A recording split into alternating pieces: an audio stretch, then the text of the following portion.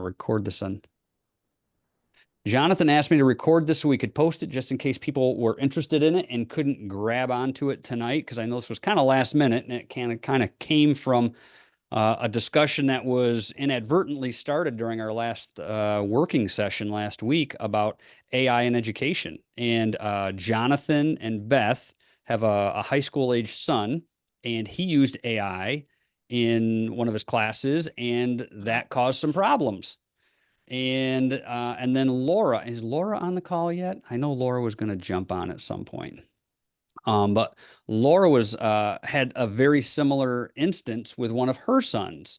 And it kind of came about that we felt that the teachers didn't fully understand how the students were using AI. And we all had opinions on that and wanted to talk about it, but it was at the end of the time, and Jonathan had another call to jump on to. So I volunteered to kind of carry that on to tonight. And just a little background about me so you kind of know where my thoughts and ideas and opinions are coming from. I had a long career in education. I started as a sixth grade teacher. I taught in a self-contained classroom, which means I taught all subjects. And then I moved into administration as a dean and assistant principal and a new teacher coach.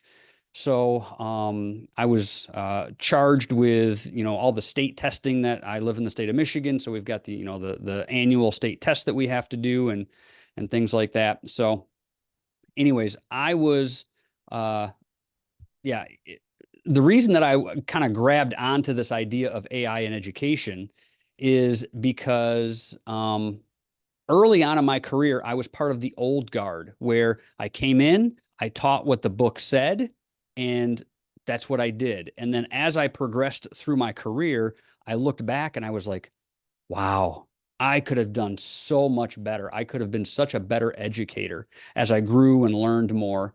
And so I kind of think that there are people in education that, and I usually, in my experience, it's usually only one or two per building that are really open to new ideas, that are really like, yes, let's go for this. Let's try this.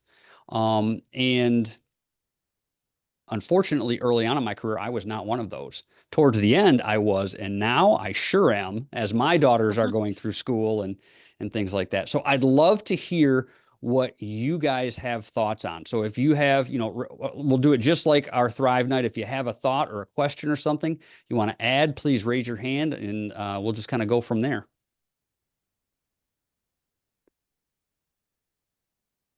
Or I will talk the entire time. Jeannie, go ahead. So I have grown kids. My frustration when they were going through college was that way before AI, or what we call AI now, is two of the three wanted to be engineers, and the University of Washington said, no, we only have spots for 200 kids, and you have to choose something different. Mm. Well, they've both come out with great careers, but it's just like, really, we cannot figure out how to do like Purdue did, where so my oldest son went to Purdue as an aeronautical engineer day one. My other son went to University of Washington, had to go through all his regular general ed, and then apply to the engineering school to be then told, no, you're not one of the 200. There must be a way, and I think it's the same now. It's been quite a few years, but there must be a way to use the technology we have now to at least do multiple classes for those that you don't have to be in class for, and get some of those prerequisites done so there are room, because we don't, I'm a planner, I'm a transportation planner, and I know we don't have enough young engineers. And for our state university to say, so sorry, we don't have enough seats, is just very frustrating to me. Do you have a thought or a solution? I think they should, they should use more technology. This was way before COVID. We now have, know that we can do online classes. There's plenty of classes that they don't have to be in class for that could get those credits and open up room. If it's really there's no space in the building, then let's think about how using technology were not available when they were there. Mm, But there's got to be ways to leverage the limited teachers that we have and mm, their teacher assistants, et cetera, yeah. instead of the answer just being, nope, so sorry, we only have X number of positions. Yes. This hits on something that I have yeah, I have a strong opinion about this. And oftentimes school districts, especially when they want to pass a bond in your local township or raise the millage, they're going to come out and say, "Oh yes, we're going to have technology for every student in the classroom and this, that, and the other." New And I was buses, EV buses, you were Yes. gonna, yes. Yep. And I was part of that when I was an assistant principal and helping my superintendent pass a bill. And finally, I kind of stopped and I asked the question. I was like, well, what is this technology that we're talking about and what are we going to be using it for? Well, we're going to have technology for every student. Okay, like what? Yeah. Well, we're going to give them Chromebooks or laptops or iPads or whatever. Okay, that's a tool. What are we going to actually use the technology for? And well, they're gonna be able to collaborate. Yeah. Okay. What's that mean? And so what I found was that everybody wanted to use these buzzwords and buzz phrases about technology. We have technology. Well, most of the teachers are using this technology and telling their students, okay, yes, you've got a Chromebook, you've got a laptop, you've got an iPad. Go Google this information. Yay, we're using technology in the classroom. And nowadays, yeah, Jennifer, I think that's you. Could you mute yourself, Jennifer? I think we're getting some kids in the background. So don't we also have the experience now with AI that the teachers are using it to leverage their limited time, but then they tell the kids they can't use it? Why can't we, and I'm not a teacher, um, why can't we teach the kids how to use it correctly? Oh, Mary's going to answer. Yeah. Instead of just saying no. If my third grade teacher or seventh grade teacher told me I couldn't have used a calculator, I would not be an accountant now. So, I was lucky enough to be in a school district that encouraged technology, as limited as it was at that point. I was able to take in high school a computer class way before we had to go to the mainframe at the school district office. But I was lucky enough to be in a position to enjoy at least the positive thought process then. But 20 years later, when my kids they couldn't find a solution. They just wanted to go back to the legislature. And we need more money. And Mm, they do.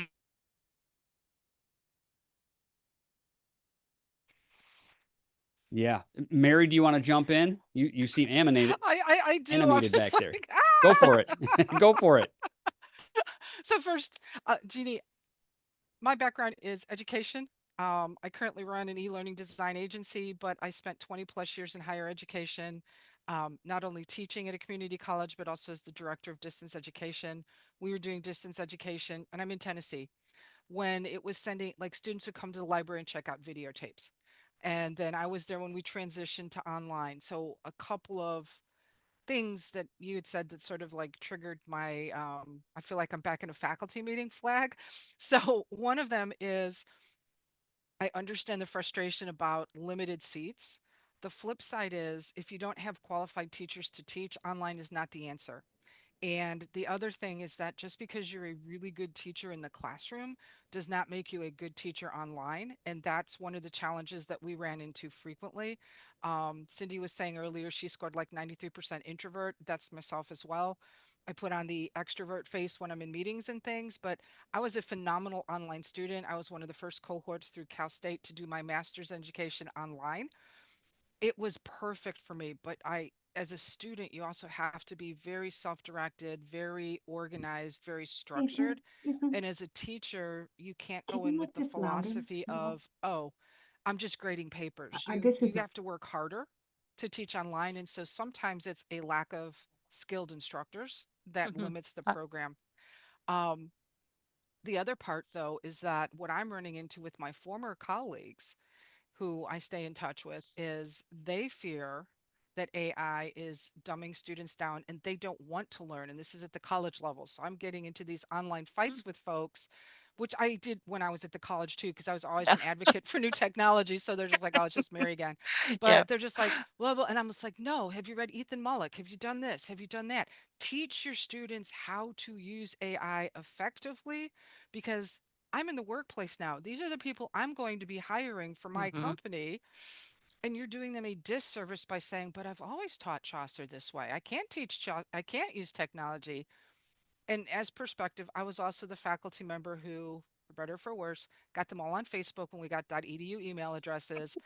I had everybody in Second Life playing in Second Life because I'm like, hey, we got to go check this out. So I've always been that early adopter. The real fear is that the faculty that I've worked with, it's kind of what Todd was saying. There's about one or two at every Yeah. school or every division that's like, yes, I want to learn this, and everybody else is, but I've always done it this way. And here's my lecture notes for the last 50 years, and I don't want to Hmm. change my lecture notes. So it's a double-edged sword. My solution opponents to reach out to the schools, whether it's K-12, whether it's community college, and offered to do a workshop. Offered, like, I'm doing workshops now for our Chamber of Commerce on AI basics for business owners to just go in and say, okay, here's what it is. Here's what a large language model is. Here's what a prompt is. As a business owner, how can you make your life easier by using this tool? And then hoping that that will trickle down to their kids and their families, and spread that way. But it's like, what's the pond that I can have a little ripple effect in? And I'm gonna play in that pond. So that's my 2 cents for today. Yeah, well, you raise a really Thank good you. point, Mary, and I think Jonathan talked about this a little bit before in some of the contract work that he's got. Is where a year ago there were people who were saying, you're not using any of that AI stuff, are you? And now businesses are saying, hey, are you using AI? And I think once we see that shift, we may start seeing institutions of higher learning say, hey, you know what? This is really what people are wanting now. But yes, I agree with you 100%. They have to change, and change is hard for everybody.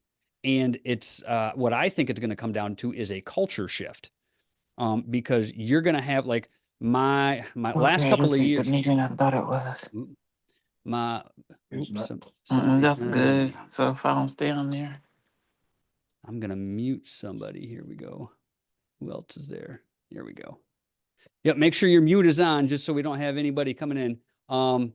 But yes, culture's one of the things that I noticed one of my last years is we had a math teacher who was teaching 7th grade math in the building that I was in, and he had taught in that classroom for 42 years. And so you think about when he started teaching math 42 years ago, he was like in his mid 20s, and now he's in his late 60s getting ready to retire, and he had a complete inability to connect with the students, because the district that I was in had gone through a major cultural shift. And whereas he used to teach all suburban Caucasian students, now he was teaching a very ethnically diverse group of kids with students from all over the world, and he was unable to make those connections with kids.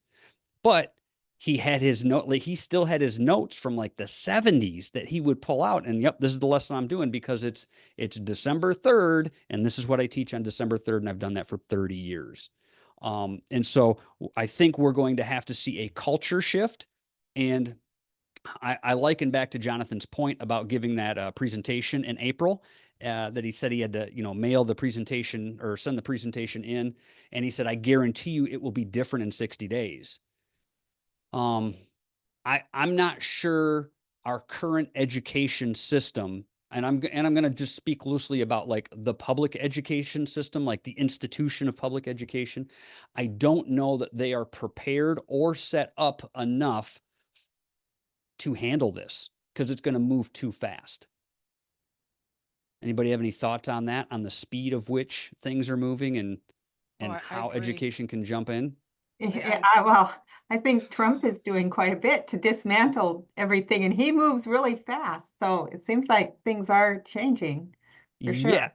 Yes. And he can dismantle things super, super fast, but it's going to come down to individuals like me, you, Mary, Jeannie and everybody else on this call who may be a teacher in a building who they have to adapt because Trump or whoever is president in the next 4 years in the next administration, they can do whatever they want to the Department of Education, but it's going to come down to your kids in a classroom in front of a teacher. And what is that teacher teaching them? Yeah, and I just wanted to bring up something that has bothered me quite a bit. Education has always been so important to me. I have a degree in it. And and I watched my nephew, whose father got a 3D printer, and they're doing assignments with this 3D printer. And I think, what in the world this must be like for the teacher, where they have kids like that, and then they have kids whose parents probably don't even have a computer. How can a teacher evaluate grade? I mean, they're just like two totally different lifestyles. It's Yes. like an impossible situation. Yes. I think this is going to go back to a major, major culture shift. And one of the shifts that I made my last year in the classroom was I taught a unit to my students, and 50% of my class failed. And I was like, wow, they were unprepared. And then I took a step back and I was like, no, I failed them. That's my fault. So I went to my principal and I was like, hey, you know, completely honest, my half of my class just failed this test. And I'm not sure if it was me, if it was them, if it was a combination of both. And I was like, I want some evaluation on this. Give me some ideas. And so what I ended up doing was I said, all right, class, we're going to have a real honest conversation. Half of you bombed this test. Half of you got it. And then I started looking at the kids who did well and the kids who did not do well. And the kids who did well were, we'll call them the bookworms. They did good with bookwork. But the kids who were mostly my boys, who were, ADD and looking Yeah. at squirrels out the window and all that stuff, they mostly struggled with it because it was a very book heavy unit. And so what I said, all right, here we're going to go through the unit again. We're going to review it. And then here's the final test. The final test is you have to prove to me that you know this content. That's it. And you choose how you prove that you know this content. So I had some kids write me a one-page paper. I had some kids say, hey, can I just retake the test? I had one kid who was very musically inclined. This was a science unit. He made a rap song and he rapped it to me, used all the vocabulary and correct tenses, and proved to me that he knew how to do it by using this rap song. And I was like, that was amazing.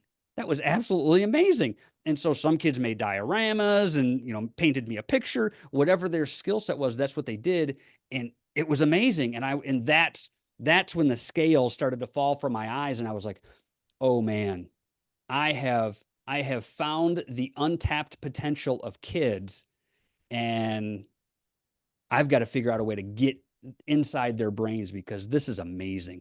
This is absolutely amazing. And that's when my teaching started to change. And I think, long story short, bringing it back, that's the culture shift that we're going to need to see within education. Teachers are going to have to say, all right, I've done it this way for 10 years, but I'm willing to learn something new and go in a different direction. So Yeah, I just have to say one more thing is I think I saw on this our Facebook group here, somebody was talking about education needing to be personalized now because everybody learns so differently. And there was just starting a thread, and it looked very interesting because I think that's right. Yeah, and it's not just people learning differently, but it's also, like Todd was saying, the financial means. So even teaching at a community college, I had 18-year-olds that had scored 4 on their ACT. I mean, the school system has failed them, but we admitted everyone as a public institution. And then I had 30 and 40-year-olds who are returning back to the workplace, career changing. And so, how do you take that kind of an age difference in a classroom? And I taught hospitality management, culinary arts, that type of thing. But similar to what Todd did is I would say, okay, here's what the end outcome is. You have to build a restaurant, you have to write a menu, you have to do this. It's up to you to decide how you want to do that. If you want to give me spreadsheets, if you want to do a cooking demonstration for the class and let us taste what's on your menu with the description and the food costs, but it was the same thing because they're coming from such different backgrounds. And the 18-year-olds didn't have the cash to go out and do these fancy culinary preparations.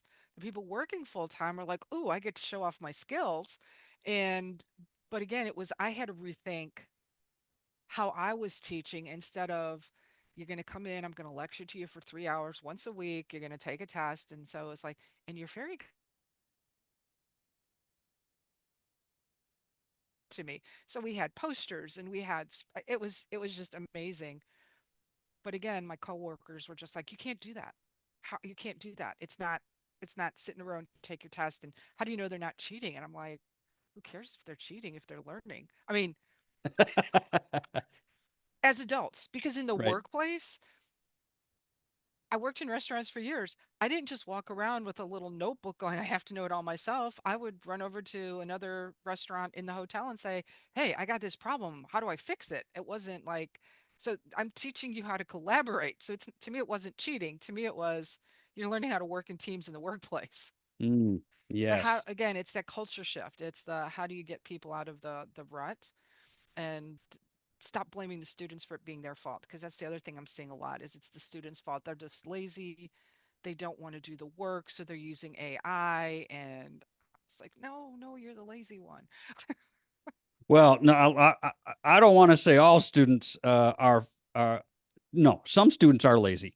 Oh yeah, yeah, yeah. But I mean, when I hear my fellow colleagues just Yes. making blatant statements of like they're all lazy, and I'm just like, really? Because I've just watched you for the last 3 weeks on Facebook complain about how much work you have to do grading papers. Like you signed up for that. I mean, that was part of the contract when you took the job. So it hasn't changed. Stop complaining. Right, right. Well, and I think we also, part of this discussion has to be an historical discussion going back 100 or so years about how public education was set up. And public education was set up to pump out a product. And that's what it did very well for a century. But man, that's not what we need now. What I have seen be very, very successful um, are the homeschoolers and small homeschool co-ops, because you can then individually teach, like, and I think a lot of us on this call have children. Do you talk to your children the same way about a behavior issue? No. You know, every kid is different. And as parents, you understand that and you can differentiate that. As teachers, you know, that was a big buzzword when I was in there. It was differentiation. We have to be able to differentiate. And Todd, you know, I'm going to give you this kid who is barely functional, but is too high to be in special education classes, but is very, very low. And then I'm going to give you a kid who is reading at a 12th grade level, and I need you to differentiate between those two kids. And you know, I did it. I did it the best I could, but that was really dumb. That was really dumb. Those two kids, very, very different. Can they be in the same classroom? Sure. Would they get the same curriculum? No, they should not. They absolutely should not. And so there was when I was a teacher, tracking kids and putting kids in groups based on ability was kind of taboo. Yeah. Like you shouldn't do that. Like, oh, you're putting kids in a box. Um, but what I found, and it was kind of an unpopular opinion, was, man, that really helped the teachers teach to them better and more effectively. And so, you know, Mary, you talked about cheating, and it's not good to cheat. I have a friend who was in the Army, and he said he always gave the hardest job to the laziest guy because that guy would cheat and find a way to get it done easy. So was it cheating or was it efficiency? Yeah. Yeah. So, and students can and will do that same thing if we allow them. Now, granted, I think there is a line that should not be crossed where, okay, I want you to research this topic and then write a paper on it. I think that's a good skill to be able to do. Having ChatGPT write the paper for you and you do none of the research. Okay, no, I'm not okay with that. Using ChatGPT to do the research and then reading the research yourself and then writing the paper, I'm okay with that. Because you think about when Google first came out and everybody was using Google, teachers didn't feel real good about Google. Oh, well, they're just going to Google it. Well, they're just going to get the answer off of Google. And now that is the first thing that teachers will say, oh, well, go Google it. It's like, Well, and So I think Mary, the back other to your point, Mary, I think the lazy thing goes both ways. it does. And I think the other thing though too is that if the student does use ChatGPT to write their whole paper rather than just failing them, and I understand that in a classroom that's not always, you don't have the time like you're saying with differentiation, but maybe it is keeping them after class and asking them like what their thought process was, or what, and teaching them how to critically assess. It's like, okay, great, chat gpt wrote your paper, you failed, but here's why. It hallucinated 5 times, it made 6 things up. It's clear to me that you didn't read this. Mm-hmm. That's why you're failing, not just, oh, you had chat gpt write the paper for you. Right. And, And and then again, let's take it a step further, Mary, and say, okay, now you're going to rewrite the paper and you're going to have Chat GTP write this paper for you, but you have to do the research to properly prompt Chat GTP to mhm. give you the correct information back. So you're going to do the work whether you like it or not. Exactly. So again, it's more of a teachable moment as opposed to like, oh, you just failed because you used the tool. And I do fall into that group of homeschoolers as well. I homeschooled both of my kids. My son is 2E, so exceptional, twice exceptional, gifted with learning disabilities. So that was a real interesting experience raising Mm, him, to the point that he's my business partner now, but he's very literal. So I would love your perspective as a former public school educator. He's also dysgraphic. With it is almost impossible for him. So it's like the written version of dyslexia. mm, So he can use a computer, but he can't write. mm. And we tested and all this weird stuff. But he would argue spelling words with me. And so this is your differentiation point. Okay, you have to write your spelling words 5 times. Can I do half of them today and half of them tomorrow? That's fine. It takes you 3 hours to write 5 words. I get it. It's frustrating me. But he would split the word in half.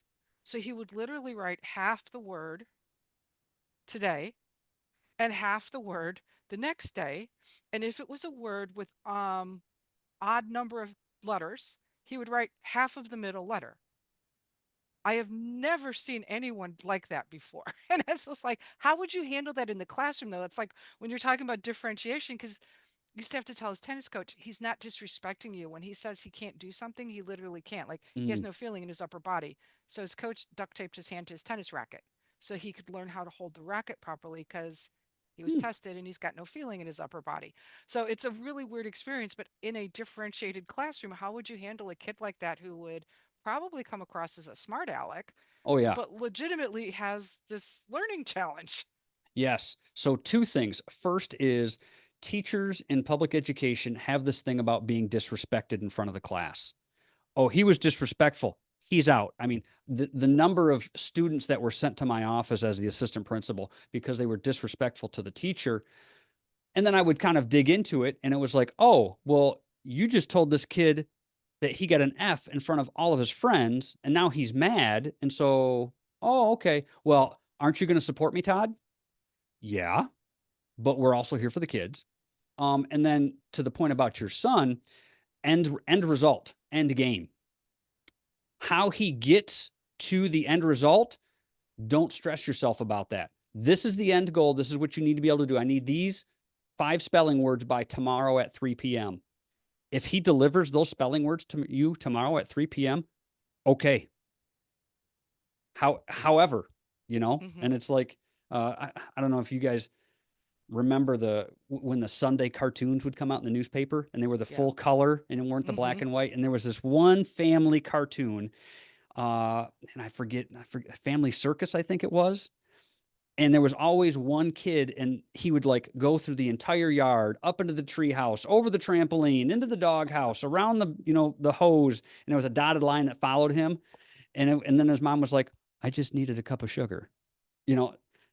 So that's kind of how I look at it, and that honestly has helped me with my parenting with my children. It's like, I've got one daughter who's concrete sequential. Sweetheart, I need this done. Okay, I'm going to do it. Very literal. Yes. Okay, here we go. And then my other daughter, she will twirl and dance and pick up a flower and go outside and then bring it back. And she's like, "Here, Daddy." Great. Did you pick up your toys? Oh, I was on my way. Of course you were. Just a mile out of the way. That's okay. So then with her, I have concrete end results. I need this done by X time or whatever. Okay. And then what I have to do is turn around and walk away, because I do things like my first daughter, concrete sequential. I have a list, I have a, whatever. So yeah, that I think end result, find the end result and then go for it. Dr. Paul, did you just raise your hand?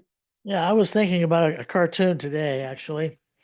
A cartoon with a child sitting there with parents on both sides, and the child saying to the parents, "What do you mean you don't know how to do a prompt?" Yes. And that's going to be a reality. Yes. One of the questions I have, and I admire Mary. Your son is very fortunate to have you for a parent, let alone a teacher. I've seen homeschool work well, and I've seen homeschool just absolutely be a disaster. I'm concerned about the homeschool movement, the large movement, in that it feels like it's moving to a let's control all the information. We do not want any woke information. And what kind of exposure to computers, to ChatGPT, to what will that be? I don't know that that's going to work very well. There's so many systemic issues that are outside the classroom. I pastored a small church in Kentucky, actually, the town I was born in. Fortunately, my family moved when I was 2 years old. I wasn't raised there, but I went back and I pastored a small church. While I was finished my education, and I became aware of the abysmal graduation rates in that high school. I mean, it was abysmal. And so I started talking to community leaders. And what I got back was, and not this direct word, but indirectly, well, if they get an education, they leave or they want more money. And we have to have people who will work for these minimum wage jobs in these factories we have here. Otherwise, we don't have a workforce. And I was appalled at first, but then okay, it makes sense. But how sad to have that kind of systemic dysfunction in a community, that it's perfectly okay if a high percentage of our kids are going to be stuck here in low paying jobs so we can make money off their backs. And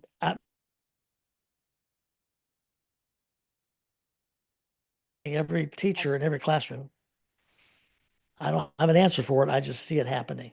Mm. I don't disagree with you. I've always worked in inner city schools. That's kind of, I don't know why I didn't pick that. It kind of picked me. And kind of the opposite is true in those school systems that I worked in, where people saw education as a way to get out. Now, were you in like rural Kentucky, kind of a rural community, or was it urban? It was more rural than not. It's kind of a middle sized town, but Yeah. it was certainly rural in its thinking. Yep. And if people get educations, they leave, and then the population of the town goes down a little bit. And yeah, I've always been in urban centers, and so population was never a problem with the districts that I was in. So yeah, I think you are hitting on something there where, again, we've talked about this since the beginning, a culture. There is a culture of the way that people do things and the way that they want to see things done, and they don't necessarily want to change because, well, then things will be different. If I could share an experience with you, that kind of points to that. I was on TikTok for a while. I got very toxic. I went over to Red Note. Anybody been a Red Note? Absolutely amazing. It is. And one of the most amazing thing is the breaking of the stereotypes of the Chinese for Americans and Americans to Chinese. And the propaganda that's kept us blind to their progress and kept them blind to us. The control of information matters, and that will affect education. Too much knowledge is dangerous for the economic system we're in.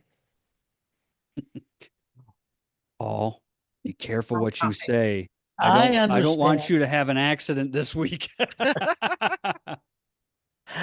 But the interesting thing about Red Note, and Mary's been on it, so are people, I've seen people weeping, American citizens weeping, finding out how friendly it is, how empowering it is, how we've been lied to about their cars are so much more effective than our cars. I mean, but we can't import their cars because they're too energy efficient. And the And furniture, oh my gosh, the furniture that they have. exactly. But it's people to, it's fascinating thing is that people to people contact, not through a medium, not through news, not through a third party, but life like, and the sympathy. In fact, I heard one the other day. This young man made this interesting observation. He said, I've always dreamed about it going to America, thinking America had it all wonderful. And now I look at the majority of the population who are just kind of making it checkbook to check. And the damage, the rebellion will come when you can't keep your nose above the water. But when you're just floating above the water trying to make it work, it's like a persistent normalized trauma, Mm-hmm. always on the edge of worried about what's going to happen next. Mm-hmm. And I thought, I think we have a country filled with post-traumatic stress disorder that's normalized. And they don't know that. And they don't know that. Yeah. No. Yeah. Yeah. No, I I agree think with this, you. Go ahead. Go oh ahead, no, I Dan. was just gonna say, I'm chatty tonight, but I think it goes back to the whole culture shift again, like moving from when I was an undergrad, I did a study abroad in the Soviet Union. Well, it was still the Cold War, and it was the same kind of thing, though. It was people to people. It's like, wait, you guys are teenagers like we are, and you got the same concerns that we have, and you're Mm-hmm. interested. The girls are interested in boys, and the boys were interested in girls, and we all wanted to listen to rock and roll, and it's just like, huh, that's not what they told us about the big bad evil Soviet Empire. The people, the government is a different story, but the people that we interacted with were just like normal. And Mm-hmm. I'm seeing that same thing now with the Chinese friends I'm starting to make. It's like, wait, we all have the same worries. Are my kids going to grow up healthy? Do we have something nice to eat? What's the weather going to be like? Can we go to this festival? And I'm like, oh wow, we're just all people. Yeah. But how do we, taking it back to AI and education, how do we get this change of mindset and culture going? Like, what can we, like, those of us that are here now, what can we do? I think one of the things that we can do is get involved. And I think that has been a phrase that I've heard a lot over the past 4 or 5 years politically is if you want to see changes, get involved. But that I think also, like I'm part of a recreation club here in West Michigan, and they have made some policies that I'm kind of like, that's kind of weird. And it's like, maybe I should go to a meeting because I've never been. you know, and that's where I think getting involved with your school district. And I think there's going to be some stipulations on you're probably going to have kids in the district and things like that. But my district where I live just passed a millage just about a year ago now. And I had a lot of questions about the millage, being a former educator and some of the buzzwords that they were using. And so I questioned what was being And said. And lo and behold, I got a personal phone call from the superintendent because I asked some questions on the Facebook page. Wow. Wow. I had no idea I was so popular after that. But I asked some really hard questions, kind of like, okay, yes, technology, technology, technology. What is it going to be used for? Well, we want 1-to-1 ratios for our kids. Okay, but seriously, just about every single kid has one of these in their hand. They already know how to use a Chromebook. They already know. How about we teach them like how to program a robot for an assembly line at Ford or Chrysler or whatever? Like, let's use these tools to do something, not just give them the tool and then pat ourselves in the back and say, oh, we have 1-to-1 technology. It's fabulous. Yeah. good for you. Good for you. Keep So, yeah, stirring the pot. Well, yeah. So get involved, ask hard questions, and I think it's also going to take parents asking about the thing. Like, if you were to go to a restaurant that served hamburgers and they had a You bet! steady Exclamation stream point. of people I'm in mid-comments period. who asked for hot dogs, what do you think they would start serving after about a month? They'd start serving hot dogs. So if we have parents who are consistently asking the school Yeah, district, need to arrange um, pickup period. there we go.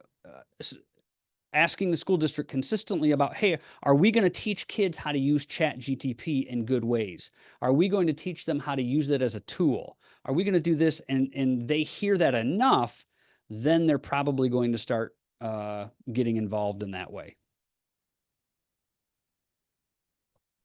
So what about those of us that don't have kids in the school district and, maybe kind of frowned upon Mm, for participating in some of those meetings? Like, how do we, and again, homeschoolers also have a special curse on us. And not all homeschoolers believe that technology is bad. I'm one of those that believes technology is good. But, when you're in that fringe group, how do you how do you get yes. involved as well? Yes, that is difficult. Now, I think homeschoolers, like I think Dr. Paul hit it really good that some homeschoolers are fantastic and some are horrible. And oftentimes, my experience with homeschoolers when I was the assistant principal were truancy issues. Kids would have 20, 30, 40 absences in a school year, which then made them ineligible to promote to the next grade. And I would have to have these sit down meetings with their parents, and they say, you know what? Well, we're just going to homeschool them, and they'd pull them from the district. Now, I know that kid's sitting at home doing absolutely nothing right now. But on the flip side of that, some of the homeschoolers that I've seen here in West Michigan, they are the ones who like they have 3D printers, they can print things, and then part of their project is they have to make a product with the 3D printer, go to the local craft fair, sell it, use the proceeds to reinvest into more materials, a bigger printer, whatever, and then it becomes kind of a unit. So in that regard, I think homeschoolers are far, far and away ahead of public education. But to your point, Mary, about how do you get involved when you don't have kids in the district? Um, every, as far as I'm aware, every school board meeting has to have a public section and space for public comment. And if you live and pay taxes in that district, then you can go to those meetings and have public comment. So you don't necessarily have to have a student there. But maybe it's like you go up and you make a public comment, and then a couple of the moms or dads, they kind of catch your eye when you're going back to sit down and like, hey, that's a great idea. And you just say, hey, I'll talk to you afterwards. And then you'd start getting more and more parents kind of on this bandwagon. And then, I hate to say it, it's like the political process, but it is. And that's the way you get a voice is you start with your sphere of influence, and then you see how you can expand that sphere of influence. Okay, no, that makes sense. And it's, again, it's kind of like, being that outsider looking in. It's like, especially in the Facebook groups. I don't know how it is for the rest of you guys, but it's like if you don't have a kid at the school, it's like, well, how dare you have an opinion? It's like, but your output is impacting me too. Like if you're graduating high school students that are incapable of making change and I'm like, shopping with them, that's impacting me. So I think I do get a little bit of a say in what's happening. Yeah. And I've also seen, especially on the Facebook groups, because I've been a part of those in my district, is carefully worded arguments that are respectful, but get to the point and make a good point, really rally the troops. So there was one guy when my district was passing this millage last year who went through and did the math. If we pass the millage, our taxes will be X. If we don't pass the millage, our taxes will be X. What are our kids worth?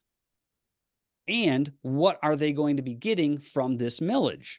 And he, like all the numbers, all the math, and the amount of support that he got just because he provided information. Now, there were people who disagreed and were on one side or the other, but man, that was information the district wasn't giving us.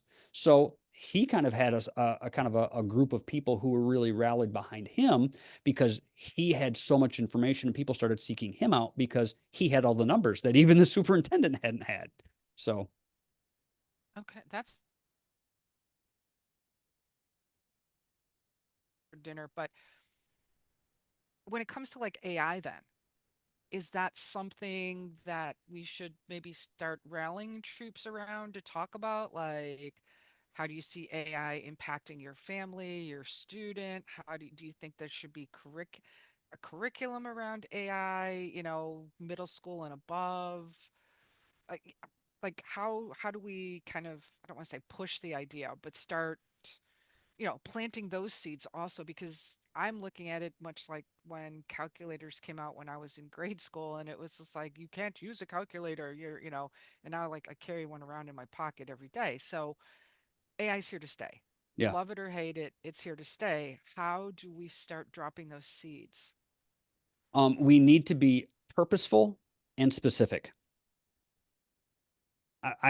My own journey with AI is, Jonathan and I have been friends for a decade. And when he got into this AI thing, I was thinking about like, Terminator, robots with red eyes. And I was like, oh my gosh, no, Jonathan, you're the Antichrist. And, jokingly, saying things like that and stuff. And he would be like, Todd, it's really okay. It's really okay. And he would tease me. I would tease him back and forth. But still, we got to the point where I really had no clue what AI was. And so I don't think we can use those words. I think we need to be more specific, because there's AI that Jonathan is teaching us, the ChatGPT, Perplexity, all these things that are text-based, business-oriented tools versus, putting a chip in your wrist so you can scan your door when you get home and get in that way. And so I think we need to be more specific on the tools and the outcomes that those tools provide. So it's like, if I'm going to have a conversation about AI, I'm not just going to throw AI out there because, Jonathan said it in the call last week, 15% of the population is using it. And I would say that probably even know what it is.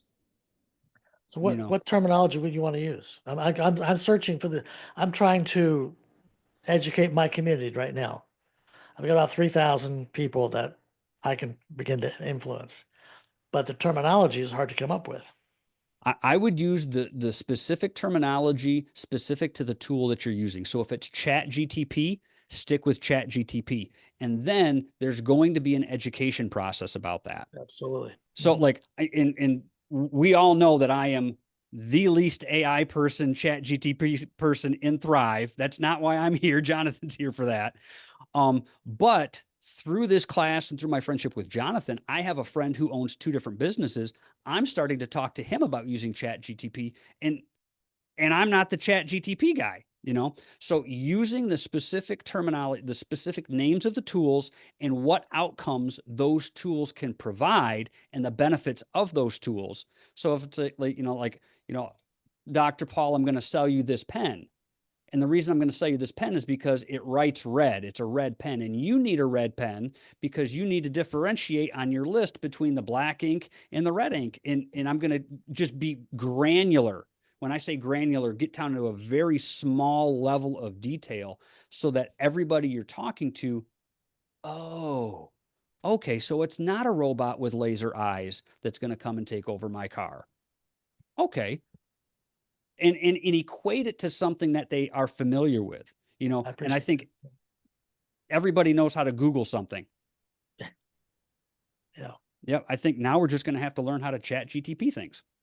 So would you say then, like, start with maybe as you're introducing it, everyday things, like we're going to attempt to garden this year. I have a black thumb. I kill everything. I'm surprised my children survived me, but I have been using chat to go, okay, suburban area, small backyard, container garden. Oh, I live in zone 7. I don't know where I found that out, but I know that I live in zone 7. What should I plant and when? And then what I found is that chat has then started asking me questions like, how many people do you want to feed? What kind of food do you like to eat? So introducing it maybe that way, even to Absolutely. Use a teachers. success story. Absolutely. Okay. And this is my own personality coming out. Like if I was going to be talking to you, Mary, about ChatGPT, and you were the robot with the red laser eyes type person about that sort of thing, I would be like, hey, Mary, you know what I'm going to do this year? I'm going to garden, and I have a black thumb, but guess what? I started seedlings 3 months ago and they're already growing. And you know how I learned how to do that? ChatGPT. Can you believe that? Isn't that weird? But can I tell you real quick how ChatGPT helped me plant these seedlings and taught me how to do this thing? Because nobody else ever taught me how to do it. And if you give somebody a success story, a personalized story, that's what we as humans connect with. We connect with other humans, just like, Dr. Paul, and you were talking about the red note. Like, we all just want our kids to be healthy, our homes to be happy, and be able to sleep at night. And if we can connect with a person about something that we're mutually interested in, I'm going to listen to what you have to say, even if I disagree with part of it, even if I disagree with all of it, because it's your story. So if you're just talking about you and what you did in your garden and how you learned how to garden and turn your black thumb green, I really don't have anything to say about it, but I'm going to go home and think about it. Okay. No, that's cool because that's the part I'm struggling with is like, how do I introduce these concepts to people that are not already in this little limited circle that we're all in? Because we're the early adopters going, yeah, AI, yeah, yeah. But I've got all these other people that are telling me it's horrible and it's evil and kind of like you're saying, Yeah. it's You don't talk about AI, you talk about you. You don't talk okay. about AI, you talk about you. Talk about something that you've done. And they're going to be like, oh, because honestly, they probably don't care about ChatGPT, but they probably care about you. So they're not listening to a ChatGPT talk. They're listening to something that Mary did that she's really excited about. Okay. Yeah, I'll listen to Mary. Go ahead, Dr. Paul.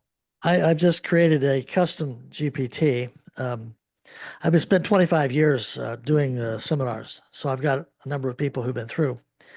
And one of the jokes from several years ago was, I want a Dr. Paul app to just well, I don't have a Dr. Paul app, but I'm Wednesday, March the 5th. I'm going to have my first webinar about ChatGPT, and I'm giving away a bonus. And it is I've titled it Dr. Paul's Spiritual Wisdom Mentors.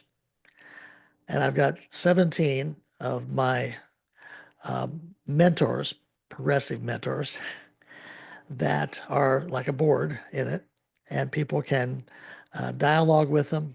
And it's tied to me because they're my mentors. And that's another symbol of success of doing something. It's my story, and so it'd be fun to do. It'd be fun to see what the response is. Yeah, yeah. And Dr. Paul, you've mentioned, pastoring a church, and I think anybody who is of any faith on this call, whatever it is, there's always a part of your faith where you want to share it with somebody. You want to, convert somebody or talk to them about your whatever religion you're in. And if somebody's like, well, let me tell you about Christianity or Islam or Judaism, no, I don't want to hear about that. Right. But if you're like, hey, can I tell you a really cool story about me? Yeah. Yeah, I'll listen to that. Yeah. I'll listen to that. And that's what people want to connect with, is other people. Yeah. People ask me these days what I believe, and I tell them, the origin of the word believe in English is more like beliving. So let me talk about how I believe. Yeah. Yeah. Yeah. Absolutely. A different story than arguing over a belief. Yeah. Yeah. Yeah. All right. So did we solve anything yet? Jeannie, did you figure it out yet? Maybe some inspiration. Yes. Yes. But you've given me some ideas to apply. Okay. Mm-hmm. I would second Mary that you've given us things to focus our attention of avenues that we can try. And Okay. Jeannie, if you ever want to talk higher ed in side chat in the Thrive group, let me know. I'm happy to. Okay. Mary, where in Tennessee are you? I have friends who live in the Knoxville area. Ah, okay. I'm middle, so Okay. just north of Nashville, Okay. Gotcha. but a Chicago transplant. Oh, I'm a Chicago, I'm an everywhere transplant, but yeah, born in Stickney, Illinois, just on the west side of Chicago. Yeah, I was born in Evanston, grew up in Portage Park, moved to Oh. Nashville, and then my daughter was 6 at the time and said, "No, we can't go back." And now she's in her 30s and said, "Why did we not go back to Chicago?" And I'm just you, it's all your fault. Because the taxes are cheaper in Tennessee. Oh, significantly. Yes, it's far more. But we're actually looking to relocate to Michigan in a couple years, so I may have to Oh, talk to you about all that. right. I'm in real estate as well, so just give me a call. Oh, definitely. No, so my daughter's having a baby in 2 months, so we're not doing anything major until after that. Yeah, yeah. All right. Well, I mean, I've got this scheduled for about an hour. We've got about 4 to 5 minutes left. Does anybody else have any questions, comments, or just thoughts that they want to add?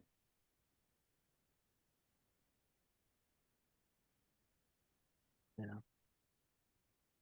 I could just pick on people and say, hey, hey, Dale, say something, Dale, just because your picture popped up. Now his picture disappeared. Will you do a follow-up in Oh, a there few he months goes. to There he see if goes. we applied this?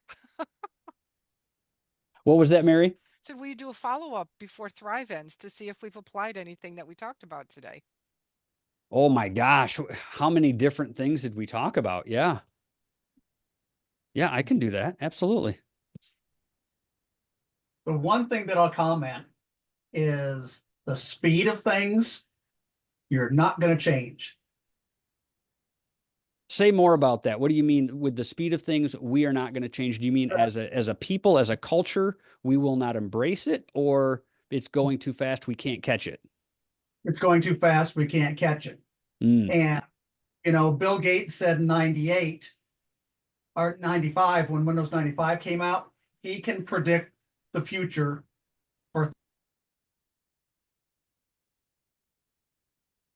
Windows XP and so on. And this is faster than anything I've ever seen before. Mm-hmm. And we're not going to stop this train. Mm-mm. So we're going to have to educate on what we can know, because, and we can't know all of it because there's so many pieces to this. I have a question for those of you who are obviously more into the ChatGPT and AI game than I am.